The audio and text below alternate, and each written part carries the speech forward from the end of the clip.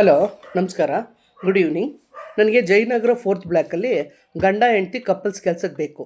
20,000 ರಿಂದ 22,000 ಸ್ಯಾಲ್ರಿ ಕೊಡ್ತಾರೆ.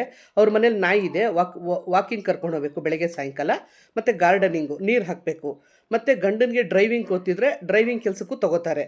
ಸೊ ತೆಲುಗು ಮಾತಾಡೋರು ಬೇಕು ಅಂತಿದ್ದೀರಾ. ತೆಲುಗು ಕಪಲ್ಸ್ ಬೇಕಂತೆ ಅವ್ರಿಗೆ.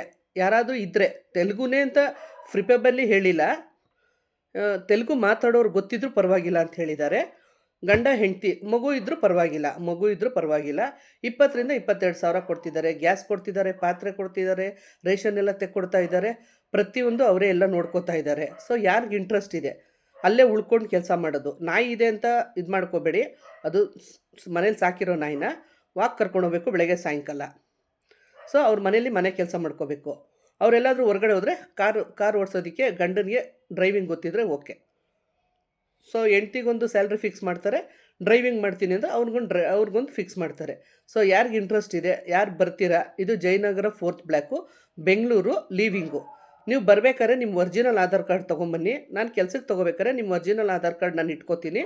ಆಮೇಲೆ ನಾನು ಕೆಲಸಕ್ಕೆ ಬಿಡೋದು.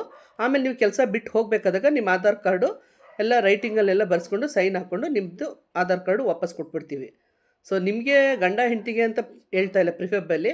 ನನ್ನ ಹತ್ರ ಯಾರೇ ಬರಲಿ, ಹುಡುಗ ಬರಲಿ, ಹುಡುಗಿ ಬರಲಿ, Aadhaar card, voter card, PAN card, ಇದು ಮೂರರಲ್ಲಿ ಯಾವುದಾದ್ರೂ ಒಂದು ನಾನು ಇಟ್ಕೋತೀನಿ.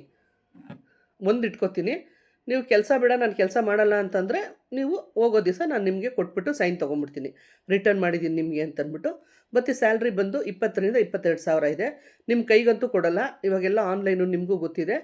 1ನೇ ತಾರೀಕಿಂದ 5ನೇ ತಾರೀಕೊಳಗೆ ನಿಮ್ಗೆ ಸಂಬಳ ಹಾಕ್ತಾರೆ. ಸೊ ಯಾರಿಗೆ ಇಂಟ್ರೆಸ್ಟ್ ಇದೆ, ತೆಲುಗು ಮಾತಾಡೋರು ಗೊತ್ತಿದ್ದರೆ ಗಂಡ ಹೆಂಡತಿ ನನಗೆ ಕಾಲ್ ಮಾಡಿ.